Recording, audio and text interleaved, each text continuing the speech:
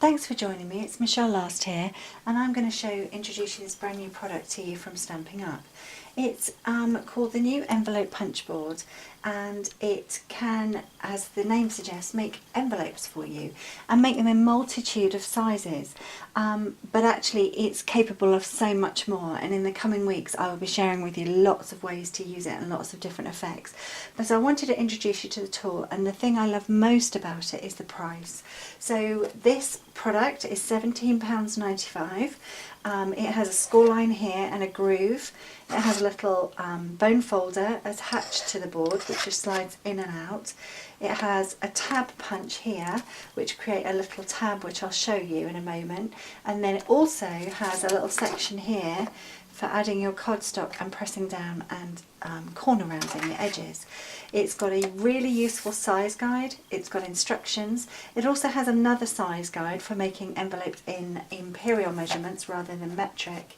And it's just a fantastic little tool, and you're going to be seeing so much inspiration around. So if I were you, I'd bag one now before they start going out of stock. So I have pre-cut this cardstock to 20.3 by 20.3, and that's because I looked at the card size chart here and I found the card size, which is 10.5 by 14.8, which I know is a standard piece of A5 cardstock folded in half would fit perfectly inside this envelope.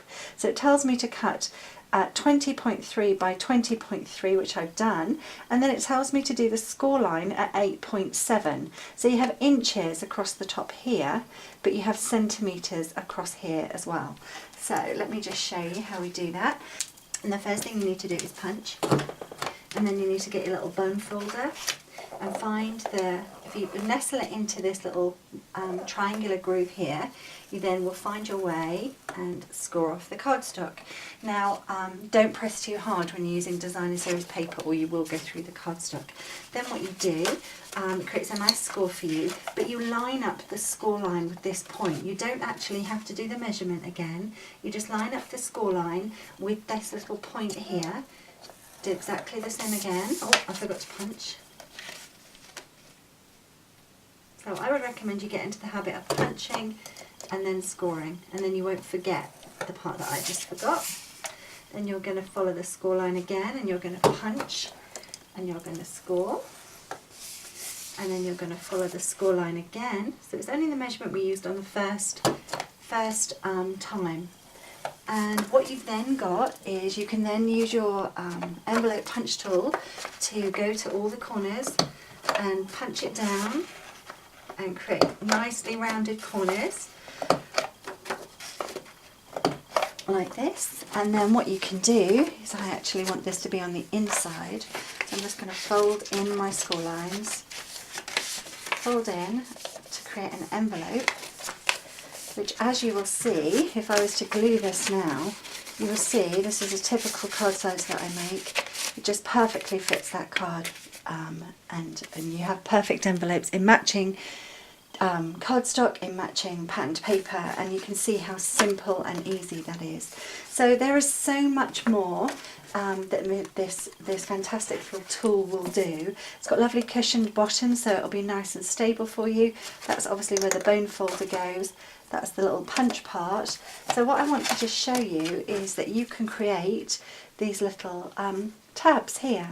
So what you can do to create a little tab is you decide where you want to start your tab. Now I want to start my tab right at the edge of the cardstock. So what you do is you line your cardstock with the inner straight line like this. Hope you can see that. So I'm going to line it up with that edge, and I'm going to punch, and then depending on how large, can you see that that's that piece there? Depending on how large you want your tab, you just move your cardstock along until it's the width of the tab you would like. So for example, I'll show you one here that's 2.5 inches. That would be the width of our tab. You then get your paper trimmer and you cut this off. So just to show you a little tip when doing that, if you line up your paper in your trimmer and exposing where the cut line is, take your cutting blade down so that it nests inside the little V groove, and then move your cardstock in until it won't go any further, and that means the blade is caught right up to the edge of the cardstock, which means you can now secure it in place and trim it off, and you should have a perfectly straight line to create your little file tab. So no more going to Staples and buying your tabs to create your little stationery tabs. You don't need to anymore. And we used to sell a punch called the round tab punch, and everyone was really sad that it had gone. Stampin' Up obviously had bigger plans for us, and they knew that this was coming, and so it's such a versatile tool. But I just wanted to introduce you to the basics of it today, and then in the next few days and weeks I'm going to be sharing with you so many more ideas and projects that you can use this fantastic tool on. So thanks for watching me today. You can visit my online shop, or you can go to michellelast.co.uk for more inspiration and more ideas, and if there's anything I can help with or you'd like to get in touch, please don't hesitate to get in touch. Thank you.